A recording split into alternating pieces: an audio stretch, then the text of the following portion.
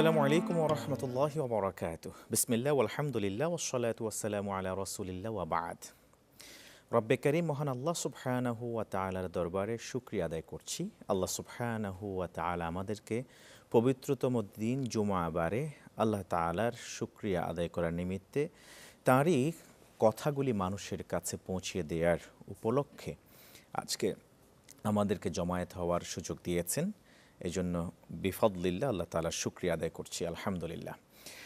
আল্লাহ সুবহানাহু ওয়া তাআলা যুগে যুগে অসংখ্য নবী এবং রাসূলকে প্রেরণ করেছেন মানব জাতিকে অন্ধকার থেকে মুক্ত করে আলোর দিকে ধাবিত করবার জন্যে, সঠিক পথে পরিচালিত করবার জন্যে। দিয়েছেন পথ এবং পাথেয়, কোরআন দিয়েছেন, সাথে গাইড হিসেবে নবীজি মুহাম্মদুর রাসূলুল্লাহ সাল্লাল্লাহু আলাইহি ওয়াসাল্লামকে। তিনি আমাদেরকে পরিচালিত করেছেন একটি স্ট্রেইট ওয়ের দিকে, জান্নাতের দিকে। আর যেই জান্নাতের দিকে আমাদেরকে পরিচালিত হওয়ার জন্য উদ্বুদ্ধ করেছেন সেটাকেই বলা হয়ে থাকে শরিয়া বা ইসলামিক শরিয়া। ইসলামিক শরিয়া এটা কতটুকু গুরুত্বপূর্ণ আর কতটুকু উপকারী সারা বিশ্বের শান্তি এবং মুক্তির জন্যে, আমরা এই বিষয়ে ইনশাআল্লাহ তাআলা আজকে আলোচনা করব। পাশাপাশি আমরা আলোচনা শুনবো আজকের আমন্ত্রিত মেহমানের কাছ থেকে ইসলামিক রাষ্ট্রের দর্শন বা খেলাফা বা খেলাফতের দর্শন কি এই বিষয়ে, বা ইসলামিক শরিয়া কি আসলে সব সমস্যার সমাধান দিতে পারবে কিনা, নাকি অন্য কোনো মত পার্থক্যের দিকে আমাদেরকে যেতে হবে। গুরুত্বপূর্ণ এই আলোচনা ইনশাআল্লাহ তাআলা আপনাদেরকে স্বাগত জানাচ্ছি। আজকের আলোচনার বিষয় ইসলামিক শরিয়ার গুরুত্ব ও প্রয়োজনীয়তা। সুপ্রিয় দর্শক শ্রোতা, কাছে দূরে বিশ্বজুড়ে যে যেখান থেকে চ্যানেল 24 দেখছেন প্রত্যেককে স্বাগত জানাচ্ছি। আমি মোহাম্মদ হিদায়তুল্লাহ। শুরু করছি চ্যানেল 24-এর সরাসরি আয়োজন গ্রিন এলপি গ্যাস নিবেদিত সহজ সমাধান। অনুষ্ঠানটি টিভি সেটের পাশাপাশি চ্যানেলের ফেসবুক পেজে সরাসরি সম্প্রচারিত হচ্ছে। যুক্ত হতে পারেন আপনিও আমাদের সাথে। যুক্ত হতে টিভি স্ক্রিনের প্রদর্শিত নাম্বারে ডায়াল করুন, কিংবা আপনার ব্যবহৃত মুঠোফোনের ফেসবুকের কমেন্ট বক্সে গিয়ে আপনার জানতে চাওয়া বিষয়গুলি অল্প কথায় স্পষ্ট করে লিখে দিন। আপনাদের জিজ্ঞাসিত যাবতীয় প্রশ্নের সহজ সমাধানে এবং আজকের নির্ধারিত বিষয় ইসলামিক শরিয়ার গুরুত্ব ও প্রয়োজনীয়তা এই বিষয়ে আলোচনা রাখবার জন্য আজকে আমরা স্টুডিওতে আমন্ত্রণ জানিয়েছি আমাদের প্রত্যেকের সুপরিচিত জন, প্রখ্যাত আলেমে দ্বীন, বিশিষ্ট ইসলামিক চিন্তাবিদ, লেখক, কলামিষ্ট, গবেষক এবং মাসিক আল ইতিসামের সুযোগ্য প্রধান সম্পাদক ফদিলাতুল শেখ আব্দুল্লাহ বিন আব্দুর রাজ্জাক হাফিজাহুল্লাহ। আসসালামু আলাইকুম ওয়া রাহমাতুল্লাহ। আসসালামু রাহমাতুল্লাহ। আহলান ওয়া সাহলান শেখ। মারহাবান বিকুম। জাযাকুমুল্লাহ খাইরান। আমরা খুবই আনন্দিত আজকে আমরা আপনাকে পেয়েছি। আপনার শিডিউল পাওয়ার তো আসলে দুষ্কর, তারপরেও আপনার কাছে কৃতজ্ঞ, আপনি আমাদেরকে সময় সুযোগ দিয়েছেন। আমরা খুব গুরুত্বপূর্ণ একটি বিষয় নিয়ে আজকে আপনার কাছ থেকে শুনতে চাইব। সেটি হচ্ছে ইসলামী রাষ্ট্রের দর্শন খিলাফা বলা হয়। আসলে খিলাফা বলতে আমরা কি বুঝি? খুবই সুন্দর এবং গুরুত্বপূর্ণ আলোচনা। বিশেষ করে বর্তমান যে বাংলাদেশে পরিবর্তিত পরিস্থিতি, এই পরিবর্তিত পরিস্থিতিতে মানুষের মধ্যে দীর্ঘ 15 বছর যাবৎ জুলম এবং অত্যাচার দেখার পর নতুন যে একটি আশার সঞ্চার হয়েছে, আমি মনে করি এই সময়টাই পারফেক্ট টাইম ইসলামের যে রাষ্ট্র দর্শন আছে বা ইসলামী শরিয়ার যে ব্যবস্থাপনা আছে, রাষ্ট্রীয় ব্যবস্থাপনা, এটি সম্পর্কে আলোচনা করার সবচেয়ে পারফেক্ট সময় এটি। তো ইসলামী খেলাফা বলতে যেটি বোঝানো হয়, আমি যদি একদম সহজ ভাষায় বলি, যে স্পেনের গ্রানাডার যে আলহামরা, আমি ভিজিটে যখন যাই তখন সেখানকার ট্যুরিস্ট হিসেবে যখন ভিজিটে যাই, তখন যারা সেখানে গাইড হিসেবে দায়িত্ব পালন করে তারা আমাদেরকে বোঝাচ্ছিল, তারা নন মুসলিম, তারা যেহেতু যারা ভিজিটে গেছে তাদের অধিকাংশই নন মুসলিম, তাদেরকে বোঝাচ্ছিল যে এখানে খলিফারা থাকে, তো খলিফা মানে কি। তো এই খলিফা অর্থকে এটা বুঝাতে গিয়ে ওই গাইড যে শব্দগুলো ব্যবহার করেছিল, আমার কাছে মনে হয় যে এটা পারফেক্ট সংজ্ঞা, খুব সহজে বোঝার জন্য।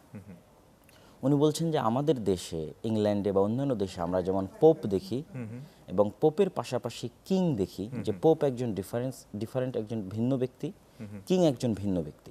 তো ইসলামী খলিফা মানে হচ্ছে যিনি একই সময়ে পোপ এবং কিং, দুইটার সমন্বয়, তথা যার নিকটে আল্লাহ সুবহানাহু ওয়া তাআলার ঐশী বাণী, পবিত্র কোরআন বা হাদিস বা আল্লাহ সুবহানাহু ওয়া তাআলা কর্তৃক প্রাপ্ত নলেজ এবং জ্ঞান আছে, এবং সেই জ্ঞানের আলোকে সে পৃথিবীতে শাসন পরিচালনা করবে, সেই খলিফা। তো খেলাফত ব্যবস্থা হচ্ছে আল্লাহ সুবহানাহু ওয়া তাআলা কর্তৃক রাষ্ট্র ব্যবস্থা পরিচালনার যে দর্শন, যেটাকে আমরা ইসলামী রাষ্ট্র ব্যবস্থার দর্শন বলতে পারি, সেটিকে আরবিতে খেলাফা বলা হয়। তো খেলাফা মূলত স্থলাভিষিক্ত আগে এই পৃথিবীতে জিনরা শাসন করতো, তারপরে মানুষেরা শাসন করেছে। তো এই যে মানুষ যে শাসন করতেছে, এই দৃষ্টিকোণ থেকেই খলিফা শব্দটি ব্যবহার করা হয়। তো এটির গুরুত্ব এবং প্রয়োজনীয়তা যদি আমরা বলতে যাই, তো ছোট্ট কয়েকটি আয়াত তার জন্য যথেষ্ট। যে ইন্নাদ-দীনা ইনদাল্লাহিল ইসলাম ওয়া মান ইয়াবতাগি গায়রাল ইসলামি দীনা ফালা ইউকবাল মিনহু, যে আল্লাহ কর্তৃক মনোনীত একমাত্র দিন হচ্ছে ইসলাম, এবং ইসলাম ব্যতীত অন্য কোনো দিন যদি মানুষ অনুসন্ধান করতে চায় তাহলে সেটি গ্রহণ করা হবে না। এখানে দিন বলতে পুরো কমপ্লিট কোড অফ লাইফ, মানুষের জন্ম থেকে নিয়ে মৃত্যু পর্যন্ত ব্যক্তিগত, পারিবারিক, সামাজিক এবং রাষ্ট্রীয় টোটাল লাইফের সকল বিষয়ের দিক নির্দেশনা যার মধ্যে আছে সেটি দিন। আর সেটিকে আল্লাহ সুবহানাহু ওয়া তাআলা নির্ধারণ করে দিয়েছেন যে সেটি একমাত্র ইসলাম। তথা আমার ব্যক্তিগত পারিবারিক জীবন যেমন ইসলামী বিধান অনুযায়ী চলবে, আমার রাষ্ট্রীয় বিধানের জন্য কোরআন এবং হাদিসের দিক নির্দেশনা আছে। ওইখানেও এই দিনটি বাস্তবায়ন করার নামই হচ্ছে ইসলামী খেলাফা বা ইসলামী রাষ্ট্র ব্যবস্থা। আচ্ছা, আশা করি আমি বুঝাতে পেরেছি। খুব সুন্দর করে আপনি বলছিলেন। আমি প্রাসঙ্গিক বলবো, আপনি যে দিন বলতে total complete code of life বুঝিয়েছেন, যে জীবন ব্যবস্থা বুঝিয়েছেন। আমরা যখন ছোট্টবেলায় কোনো ফর্ম ফিল আপ করতে যেতাম তখন আমাদেরকে বলা হতো যে দিন, আমরা লিখতাম ইসলাম। আবার আমাদেরকে বলা হতো ধর্ম, বাংলা যদি আমরা ট্রান্সলেট করতাম তখন বলতো ইসলাম। এই দিন বলতে কি ধর্মকে বোঝায়, নাকি ধর্ম ছাড়াও আরো অনেক কিছু? ধর্ম বলতে কি শুধু কি নামাজ, রোজা, হজ এগুলি, নাকি আরো কিছু বিস্তৃতি খুবই আছে? সুন্দর প্রশ্ন করেছেন এবং খুবই উপযুক্ত। যে আমরা জানি যে আমরা গত 15 বছর যাবত যে জুলম এবং অত্যাচারের মধ্যে ছিলাম, সেটি কিন্তু একটি সেকুলার শাসন ব্যবস্থা ছিল। আমরা কিন্তু সরাসরি সাবেক প্রধানমন্ত্রীকে দোষারোপ করছি বা তার দলকে দোষারোপ করছি, কিন্তু এই সেকুলার সিস্টেমকে কিন্তু আমরা প্রশ্ন করছি না, দোষারোপ করছি না। যে সেকুলারিজমই আমাদেরকে 15 বছর যাবত এই জুলম এবং অত্যাচারের মধ্যে রেখেছিল, এই প্রশ্নটা কিন্তু কেউ করতেছে না। কেননা তারা জানেই না যে দিন বলতে কি বোঝায়, বা যে প্রশ্নটা আপনি করেছেন এই সম্পর্কে তাদের কাছে জ্ঞান নেই। ফলত তারা মনে করেছে রাষ্ট্রীয় ব্যবস্থাপনা শুধুমাত্র সেকুলারিজমের মধ্যেই আছে, ডেমোক্রেসির মধ্যেই আছে, আর ধর্ম মানে শুধু আমি মসজিদের মধ্যে সালাত আদায় করব বা হয়তো জীবনে একবার হজ উমরা পালন করতে যাব, এটিই হয়তো ধর্ম। তো আমাদের প্রশ্ন করা উচিত যে আমরা গত 15 বছর যে জুলম এবং অত্যাচারের মধ্যে ছিলাম, এটির জন্য মূল কালপ্রিট সরাসরি প্রধানমন্ত্রী শেখ হাসিনা নয়, সরাসরি তার দল নয়, বরং মূল কালপ্রিট হচ্ছে এই সেকুলারিজম সিস্টেম। এই সিস্টেম হচ্ছে সবচেয়ে বড় দোষী, যারা আমাদের গত 15 বছর জুলুম করেছে। ওই সিস্টেম যদি থাকে আবারও সেই ফ্যাসিজম ফিরে আসবে। তাহলে আমাদের বুঝতে হবে যে ইসলাম শুধু মসজিদের মধ্যে সীমাবদ্ধ থাকার জন্য নয়, বা শুধু ধর্ম হিসেবে যে অন্যান্য ধর্ম বা হিন্দু বা বৌদ্ধ বা খ্রিস্টান ধর্মকে যেমন শুধু গির্জা বা মন্দিরের মধ্যে সীমাবদ্ধ করা হয়েছে, ইসলামের বিষয়টি তেমন নয়। ইসলাম একটি সামগ্রিক দিন, যেখানে অবশ্যই রাষ্ট্রীয় ব্যবস্থার সবচেয়ে সুন্দর সমাধান আছে, যা চলমান যে সমাধান বা তন্ত্রমন্ত্র আমরা যেটি বলি না কেন, গণতন্ত্র হোক, সমাজতন্ত্র হোক, যে কোনো সিস্টেমের চাইতে সবচেয়ে উন্নত এবং সবচেয়ে কল্যাণমূলক মানব জাতির জন্য। আপনি বলছিলেন, সরি টু সেই, আপনি বলছিলেন যে এখানে সেকুলার সিস্টেমটাই হলো মূলত দায়ী আমাদের পিছনে যে ফেসিজম বা জুলুম নির্যাতনের জন্য। এখন যে উদ্ভূত পরিস্থিতি, গণ অভ্যুত্থান হয়েছে, গণবিপ্লব হয়েছে, এরপর সুন্দর আমরা একটা এই যে স্বাধীনভাবে আমরা কথাও বলতে পারছি আলহামদুলিল্লাহ। এই সাবজেক্ট দেওয়াও একসময় আমাদের জন্য খুব কঠিন ছিল। এটা আল্লাহ তাআলা শুকরিয়া আদায় করি। আপনি কি মনে করেন এখন সময় কি এইটা, যে চলমান পরিস্থিতিতে, এই পরিবর্তিত পরিস্থিতিতে আমরা যদি সেকুলার বা ফেসিজম থেকে যদি আমরা একেবারে চির মুক্তি পেতে চাই এবং শান্তি যদি চাই, সেক্ষেত্রে কি ইসলামী রাষ্ট্র ব্যবস্থা এটা কতটুকু সম্ভাবনা রাখে এই সব জুলুম অত্যাচার এটাকে বিরত রাখবার জন্য? আমি যদি বুঝাতে পেরেছি কিনা আমি জানি না। বর্তমান পরিস্থিতিতে ইসলামী রাষ্ট্র ব্যবস্থার সম্ভাবনা আছে কিনা, আমি এটা জানতে চাইবো আপনার কাছ থেকে। আপনার এই প্রশ্নের উত্তর দেওয়ার আগে আমাদের আরেকটা বিষয় বুঝতে হবে যে আমরা 5ই আগস্ট যে গণ অভ্যুত্থান সংঘটিত হয়েছে দীর্ঘ 15 বছর জুলুম এবং অত্যাচারের পর, এটি কি বিপ্লব না সরকার পতন?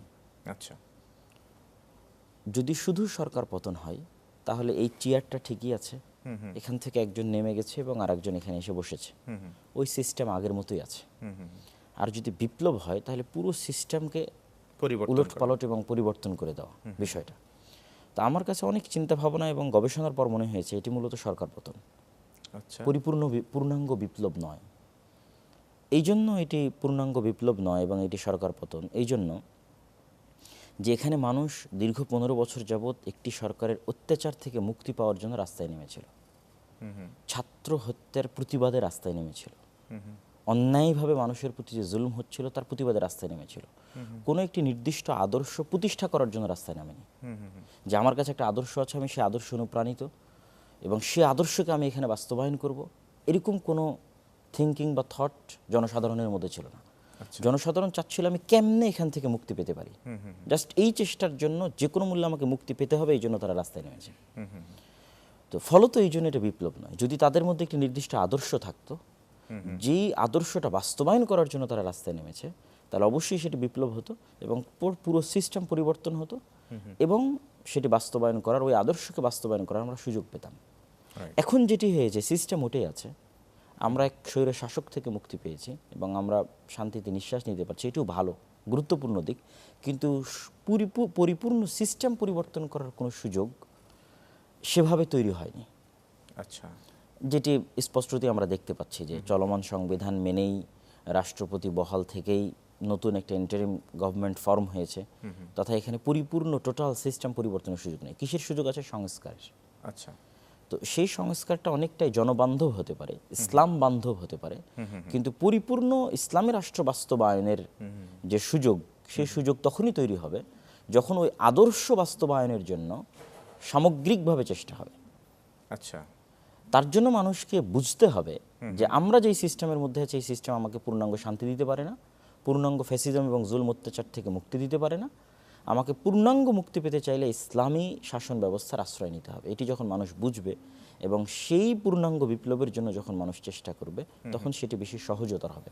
তবে অবশ্যই এটি এখন আমরা যে অবস্থার উপর আছি এটি উত্তম, কারণ এখানে কিছু সংস্কারের সুযোগ আছে। আচ্ছা, আচ্ছা, আমি আসবো আপনার কাছে। একজন দর্শক যুক্ত আছেন। জি, সালামু আলাইকুম রহমতুল্লাহ। দর্শক পরিচয় দিন, সংক্ষেপে প্রশ্ন করুন। ওয়ালাইকুম আসসালাম। হুজুর, আমি নুরুদ্দিন বলছি। জি, হুজুর, আমি বলছিলাম যে সমাজে যারা কুখ্যাত খুনি, সন্ত্রাসী, তাদের পক্ষে কোনো আলেম কি দোয়া করতে পারে? আল্লাহ তাদের জীবনের সমস্ত গুনাহখাতা ক্ষমা করে দাও। হুজুর, অনেক আলেম কিন্তু দোয়া করছে। এটা হচ্ছে আওয়ামী লীগ আলেম, ভারতের দালাল আলেম। এদের বিরুদ্ধে আমরা আপনার প্রশ্নটি পেয়েছি। প্রিয় দর্শক, সাথে থাকুন, ইনশাআল্লাহ তাআলা আমাদের শেখ আপনার এই প্রশ্নের সমাধান দেবেন। শেখ বিরতি থেকে ফিরে ইনশাআল্লাহ তাআলা আমরা মূল আলোচনায় ফিরব। দর্শক দেখছেন গ্রিন এলপি গ্যাস নিবেদিত সহজ সমাধান। ফিরব বিরতির পর মূল আলোচনায়। আজকের আলোচনার বিষয় ইসলামী শরিয়ার গুরুত্ব ও প্রয়োজনীয়তা। সাথেই থাকুন।